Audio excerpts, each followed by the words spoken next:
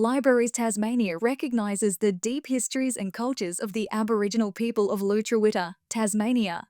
We acknowledge Tasmanian Aboriginal people as the traditional and continuing custodians of the land, waters, and sky.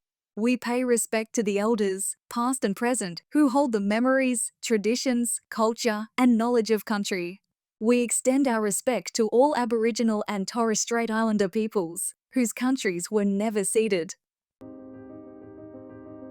I'm Margaret Woodward. I'm an artist, designer, researcher and publisher, and I live here in Nipaluna, Tasmania.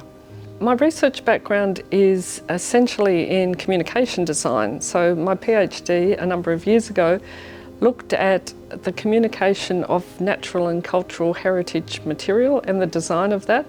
And in fact, a lot of that research I did here in the State Archives around 2006. I've done a number of projects where I've used resources in the State Library and the archives.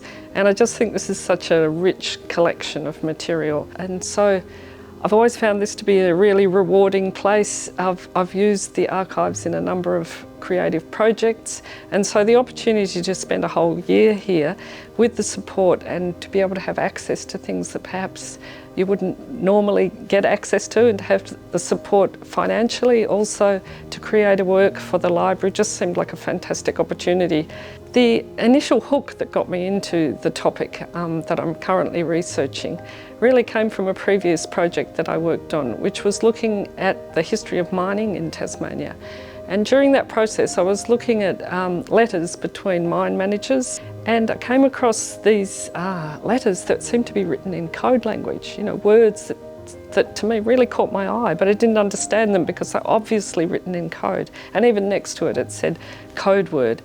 And so this intrigued me, and so I went off on that tangent thinking, why is there a code language in mining communication?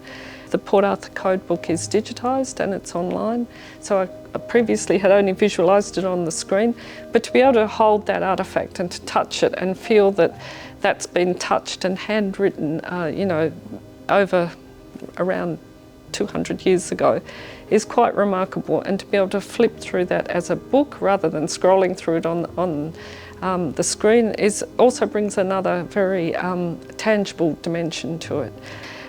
So the Semaphore system, the way the Port Arthur Dictionary operated was by using a code system, using flags and a semaphore flagstaff, which had arms on it that could be moved into different positions to communicate a number. And that number could be up as far as 9,999.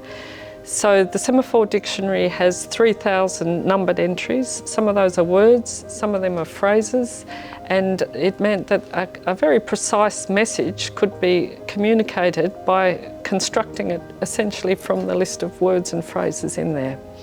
So I've been transcribing that dictionary, I've been writing lists, I've been getting to know the words in there, getting to know the phraseology, and using that as a starting point to write my own code language. Part of the work is going to be a written document, and it's going to be a contemporary code book for Tasmania. And the other part of it is designing a code, a visual code, which will be symbolised on a series of flags, so that that code can be communicated in a contemporary way. So as well as writing the code language book, I'm also going to be sewing, or I'm in the middle of sewing, a set of semaphore flags so that that code language can be communicated here in the library or out in the environment. So the flags are semaphore flags that can be used to signal numbers, and those numbers will correspond to my code language. I'm also going to sew a large set of flags that will be installed here in the library that can be read as a set of words or phrases that kind of make up a poem as you look at them. I'm using, rather than using the very military or maritime colour schemes of